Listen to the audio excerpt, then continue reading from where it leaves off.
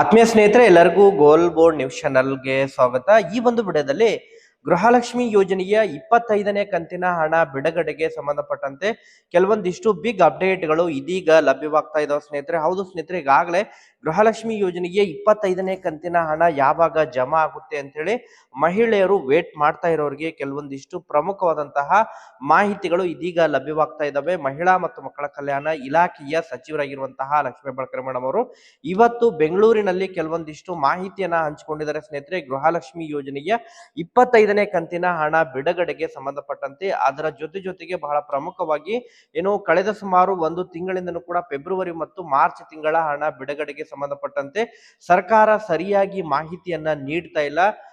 ಈಗಾಗಲೇ ಖುದ್ದಾಗಿ ವಿರೋಧ ಪಕ್ಷದ ನಾಯಕರಾಗಿರುವಂತಹ ಆರ್ ಅಶೋಕ್ ಅವರಾಗಿರ್ಬೋದು, ಅದ್ರ ಜೊತೆಗೆ ಹುಬ್ಬಳ್ಳಿಯ ಬಿಜೆಪಿಯ ಶಾಸಕರಾಗಿರುವಂತಹ ಮಹೇಶ್ ತೆಂಗಿನಕಾಯಿ ಅವರು ಕೂಡ ಗೃಹಲಕ್ಷ್ಮಿ ಯೋಜನೆಯ ಫೆಬ್ರವರಿ ಮತ್ತು ಮಾರ್ಚ್ ತಿಂಗಳ ಹಣ ಬಿಡುಗಡೆಗೆ ಸಂಬಂಧಪಟ್ಟಂತೆ ಅದನ್ನ ಬಿಡುಗಡೆ ಮಾಡಿಲ್ಲ ಅಂತ ಹೇಳಿದ್ರೆ ಬೃಹತ್ ಪ್ರಮಾಣದಲ್ಲಿ ಮಹಿಳೆಯರ ಮೂಲಕನೇ ಪ್ರತಿಭಟನೆಯನ್ನ ಮಾಡ್ಲಿಕ್ಕೆ ಸಿದ್ಧಾಗಿದ್ರು ಸ್ನೇಹಿತರೆ. ಅದಕ್ಕೆ ಸಂಬಂಧಪಟ್ಟಂತೆ ಕೂಡ ಎಕ್ಸ್ಕ್ಲೂಸಿವ್ ಆದಂತಹ ಕೆಲವೊಂದಿಷ್ಟು ಮಾಹಿತಿಗಳು ಲಭ್ಯವಾಗ್ತಾ ಇದ್ದಾವೆ. ಅದರ ಜೊತೆಗೆ ಬಹಳ ಪ್ರಮುಖವಾಗಿ ಅನ್ನಭಾಗ್ಯ ಯೋಜನೆಗೆ ಸಂಬಂಧಪಟ್ಟಂತೆ ಕೂಡ ಕೆಲವೊಂದಿಷ್ಟು ಅನ್ನಭಾಗ್ಯ ದಿನಸಿ ಕಿಟ್ಗೆ ಸಂಬಂಧಪಟ್ಟಂತೆ ಇಂದಿರಾ ಕಿಟ್ ವಿತರಣೆಗೆ ಸಂಬಂಧಪಟ್ಟಂತೆ ಕೂಡ ಯಾವಾಗ ಪ್ರಾರಂಭ ಆಗುತ್ತೆ, ಯಾಕಂತ ಹೇಳಿದ್ರೆ ಕಳೆದ ಸುಮಾರು 3-4 ತಿಂಗಳಿಂದಲೂ ಕೂಡ ಅನ್ನಭಾಗ್ಯ ಯೋಜನೆ ಫಲಾನುಭವಿಗಳು ಯಾವಾಗ ಆ ಕಿಟ್ ಅನ್ನ ವಿತರಣೆ ಮಾಡ್ತಾರೆ ಅಂತ ಹೇಳಿ ವೇಟ್ ಮಾಡ್ತಾ ಇರೋರಿಗೆ ಕೊನೆಗೂ ದಿನಾಂಕ ಕೂಡ ಈಗಾಗಲೇ ಮಾಹಿತಿಗಳು ಲಭ್ಯವಾಗ್ತಾ ಇದ್ದು, ಅದಕ್ಕೆ ಸಂಬಂಧಪಟ್ಟಂತೆ ಟೆಂಡರ್ ಕೂಡ ಕರೆದಿರೋ ಬಗ್ಗೆ ಮಾಹಿತಿಗಳು ಲಭ್ಯವಾಗ್ತಾ ಇದ್ದು, ಸೊ ಯಾವಾಗಿನಿಂದ ಪ್ರಾರಂಭವಾಗಲಿದೆ ಅದರ ಬಗ್ಗೆ ಕೂಡ ಈಗಾಗಲೇ ಇಲಾಖೆ ಮಟ್ಟದಿಂದ ಕೂಡ ಕೆಲವೊಂದಿಷ್ಟು ಸ್ಪಷ್ಟನೆ ದೊರಕಿದೆ ಸ್ನೇಹಿತರೆ. ಮತ್ತು ಕಿಟ್ಟಿನಲ್ಲಿ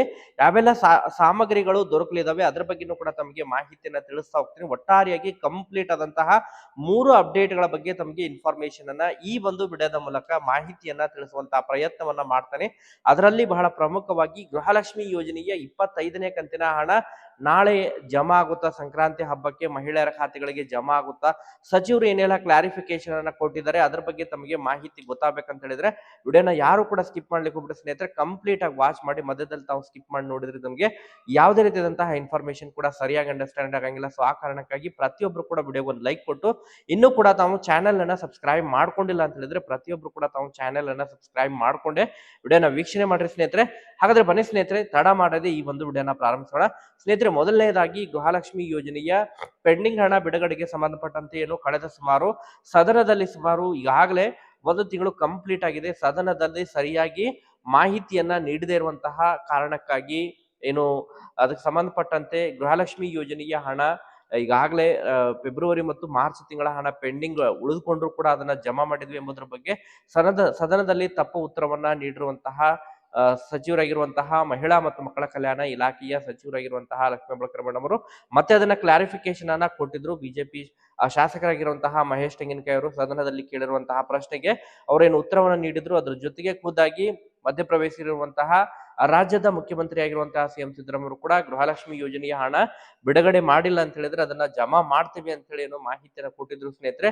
ಈಗಾಗಲೇ 1 ತಿಂಗಳು ಕಂಪ್ಲೀಟ್ ಆಗಿದೆ. ಮತ್ತೆ ಅದಕ್ಕೆ ಸಂಬಂಧಪಟ್ಟಂತೆ ಯಾವುದೇ ರೀತಿಯಾದಂತಹ ಸ್ಪಷ್ಟನೆ ಕಾಂಗ್ರೆಸ್ ಪಕ್ಷದಿಂದ ಆಗಿರ್ಬೋದು ಅಥವಾ ಇಲಾಖೆ ಮಟ್ಟದಿಂದ ಆಗಿರ್ಬೋದು ಅಥವಾ ಸಚಿವರಿಂದ ಸಿಗದೇ ಇರುವಂತಹ ಕಾರಣಕ್ಕಾಗಿ ಹುಬ್ಬಳ್ಳಿಯಲ್ಲಿ ಖುದ್ದಾಗಿ ಈಗಾಗಲೇ ವಿರೋಧ ಪಕ್ಷದ ನಾಯಕರಾಗಿರ್ಬೋದು ಅದ್ರ ಜೊತೆಗೆ ಹುಬ್ಬಳ್ಳಿಯ ಸಚಿವರಾಗಿರುವಂತಹ ಮಹೇಶ್ ತೆಂಗಿನಕಾಯಿ ಅವರು ಕೂಡ ಅವರ ಒಂದು ನೇತೃತ್ವದಲ್ಲಿ ಭಾರಿ ಪ್ರಮಾಣದಲ್ಲಿ ಈಗ ಪ್ರತಿಭಟನೆಯನ್ನ ಸರ್ಕಾರದ ವಿರುದ್ಧ ಪ್ರತಿಭಟನೆಯನ್ನ ಮಾಡೋದ್ರ ಮೂಲಕ 5,000 ಕೋಟಿ ಹಣವನ್ನ ಎಲ್ಲಿ ಬಳಕೆ ಮಾಡಿದ್ದಾರೆ ಅದರ ಒಂದು ಈಗಾಗಲೇ ಅದರ ಒಂದು ಲೆಕ್ಕವನ್ನ ಕೊಡಬೇಕು, ಈ ರೀತಿಯಾದಂತಹ ಪ್ರಶ್ನೆಗಳನ್ನ ಕೇಳಲಿಕ್ಕೆ ಸಜ್ಜಾಗ್ತಾ ಇದ್ದಾರೆ ಎಂಬುದರ ಬಗ್ಗೆ ಮಾಹಿತಿಗಳು ಕೇಳ್ಬರ್ತಾ ಇದ್ದಾವೆ. ಒಟ್ಟಾರೆಯಾಗಿ ಕಾಂಗ್ರೆಸ್ ಸರ್ಕಾರ ಇದನ್ನ ಯಾವ ರೀತಿ ಎದುರಿಸುತ್ತೆ ಎಂಬುದರ ಬಗ್ಗೆ ಕಾದು ನೋಡ್ಬೇಕಾಗಿದೆ ಸ್ನೇಹಿತರೆ. ಯಾಕಂತ ಹೇಳಿದ್ರೆ ಫೆಬ್ರವರಿ ಮತ್ತು ಮಾರ್ಚ್ ತಿಂಗಳ ಹಣ ಇನ್ನೂ ಕೂಡ ಬಿಡುಗಡೆಯಾಗಿಲ್ಲ. ಯಾಕೆ ಅದನ್ನ ತಡ ಮಾಡಿದ್ದಾರೆ ಎಂಬುದರ ಬಗ್ಗೆ ವಿರೋಧ ಪಕ್ಷದ ಒಂದು ಪ್ರಶ್ನೆ ಆಗಿದೆ ಸ್ನೇಹಿತರೆ. ಒಟ್ಟಾರೆಯಾಗಿ ತಮ್ಮ ಅಭಿಪ್ರಾಯಗಳನ್ನ ಕೂಡ ತಾವು ಕಮೆಂಟ್ ಅನ್ನ ಮಾಡೋದ್ರ ಮೂಲಕ ತಿಳಿಸ್ಕೊಡಿ ಸ್ನೇಹಿತರೆ. ಈಗ ಎರಡನೇದಾಗಿ ಬಹಳ ಪ್ರಮುಖವಾಗಿ ಈ ಗೃಹಲಕ್ಷ್ಮಿ ಯೋಜನೆಯ 25ನೇ ಕಂತಿನ ಹಣ ಬಿಡುಗಡೆಗೆ ಸಂಬಂಧಪಟ್ಟಂತಹ ಕೆಲವೊಂದಿಷ್ಟು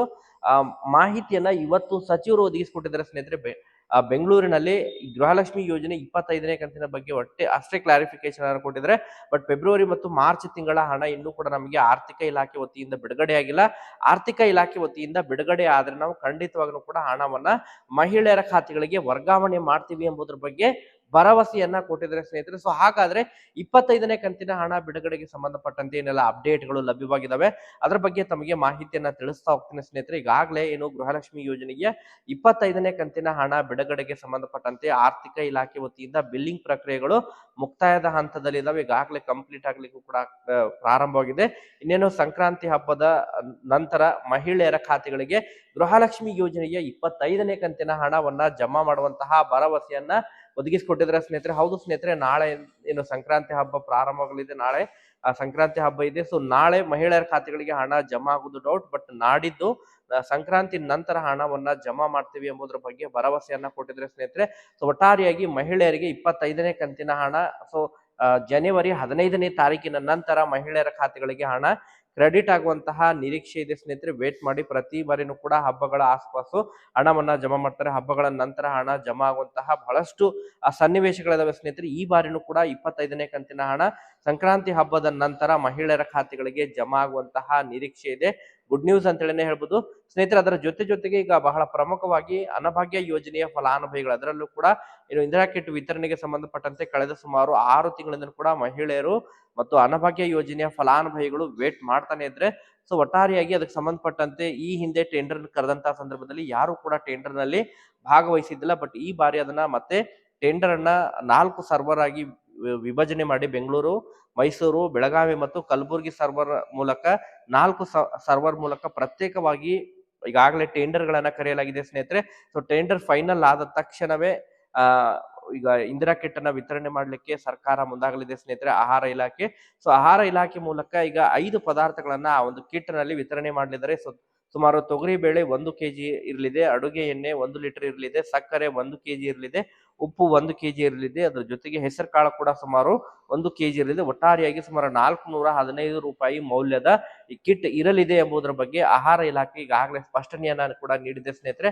ಸೊ ಒಟ್ಟಾರೆಯಾಗಿ ಆಹಾರ ಕಿಟ್ಗಾಗಿ, ಇಂದಿರಾ ಕಿಟ್ಗಾಗಿ ವೇಟ್ ಮಾಡ್ತಾ ಇರುವಂತಹ ಫಲಾನುಭವಿಗಳು ಸೊ ಮಾರ್ಚ್ ತಿಂಗಳವರೆಗೆ ವೇಟ್ ಮಾಡಬೇಕಾಗುತ್ತೆ. ಮಾರ್ಚ್ ತಿಂಗಳಿನಲ್ಲಿ ತಮಗೆ ಈ ಇಂದಿರಾ ಕಿಟ್ ದೊರಕುವಂತಹ ಸಾಧ್ಯತೆಗಳಿದಾವೆ ಎಂಬುದರ ಬಗ್ಗೆ ಈಗ ಮೂಲಗಳಿಂದ ಮಾಹಿತಿಗಳು ಲಭ್ಯವಾಗ್ತಾ ಇದಾವೆ. ಆಹಾರ ಇಲಾಖೆ ವತಿಯಿಂದ ಕೆಲವೊಂದಿಷ್ಟು ಅಪ್ಡೇಟ್ಗಳು ಲಭ್ಯವಾಗಿದೆ ಸ್ನೇಹಿತರೆ.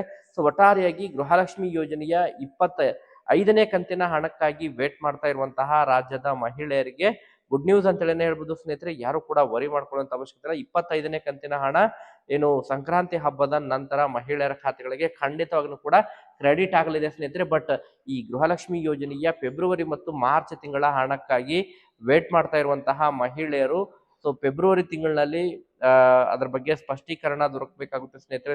ಫೆಬ್ರವರಿ ತಿಂಗಳಿನಲ್ಲಿ ಅದ್ರ ಬಗ್ಗೆ ಏನಾದ್ರು ಅಪ್ಡೇಟ್ಗಳು ಲಭ್ಯವಾಗಬಹುದು. ಯಾಕಂತ ಹೇಳಿದ್ರೆ ಫೆಬ್ರವರಿ ತಿಂಗಳಿನಲ್ಲಿ ಈಗಾಗಲೇ ಬಿಜೆಪಿ ಸರ್ಕಾರದ ವತಿಯಿಂದ ಬಿಜೆಪಿ ವಿರೋಧ ಪಕ್ಷದ ಮೂಲಕ ಕೆಲವೊಂದಿಷ್ಟು ಪ್ರತಿಭಟನೆಗಳನ್ನ ಮಾಡೋದ್ರ ಮೂಲಕ ಸರ್ಕಾರಕ್ಕೆ ಈಗಾಗಲೇ ಅದ್ರ ಬಗ್ಗೆ ಒತ್ತಾಯವನ್ನ ಕೂಡ ಮಾಡುವಂತಹ ಕೆಲಸವನ್ನ ಮಾಡಲಿದ್ದಾರೆ. ಸೊ ಮತ್ತೆ ನಿರಂತರವಾಗಿ ಅದ್ರ ಬಗ್ಗೆ ಅಪ್ಡೇಟ್ಗಳು ಲಭ್ಯವಾಗ್ತಾ ಇದ್ರೆ ಅದ್ರ ಬಗ್ಗೆ ತಮಗೆ ಇನ್ಫಾರ್ಮೇಶನ್ ಅನ್ನ ಕೂಡ ತಿಳಿಸ್ತಾ ಇರ್ತೇವೆ.